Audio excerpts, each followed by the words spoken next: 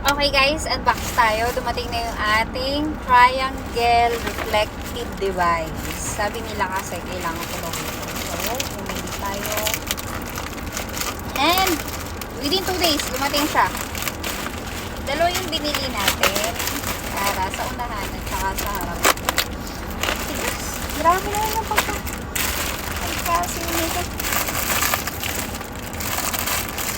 At bumili na nga rin pala ako nito.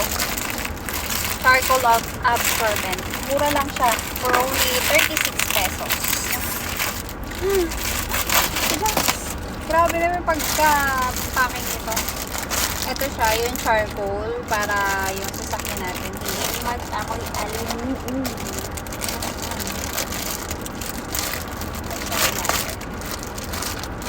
Yum! Lagay na lang natin ito may bandang saan. Diyan sa ila. Sa baba.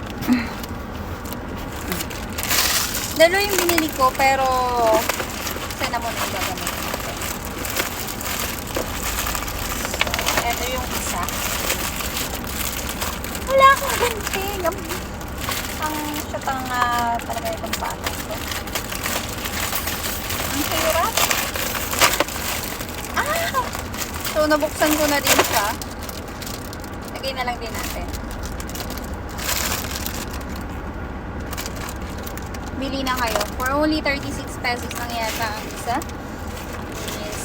Naiwasan na yung pag-aamoy kulob. I-absorb na niya yung kulob nung sasakyan ninyo. Lagay natin sa ilalim. So, yun guys. At ito na yung ating biniling signal device. Early warning device. Saan yung takip? Ito yung para sa color red. Okay.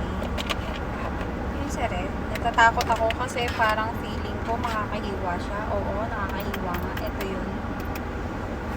So, ganito lang. Pag-assemble. Ay, sorry, mali. Ayan. O, diba? Ang ganda. Early warning device ka na. Dali lang din siyang tanggalin. Ito, hihilahin mo lang. And, ibabalik na natin. Sa box.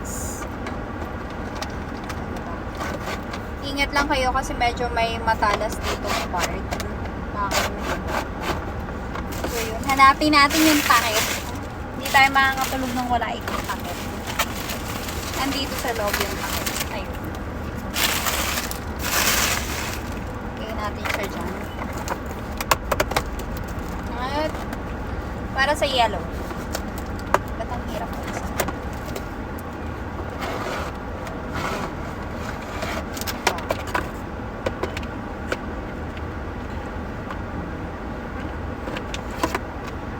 Ito yung sa yellow niya.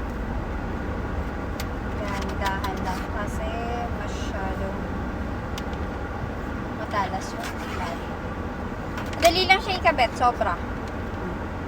May na siya. Feeling ko naman tatayo naman siya. Kasi ito igaganon mo lang para tumayo siya. O, diba? Tatayo na siya. Tumatayo na siya. O, diba? Ang ganda. Ito yung medyo matalas na part.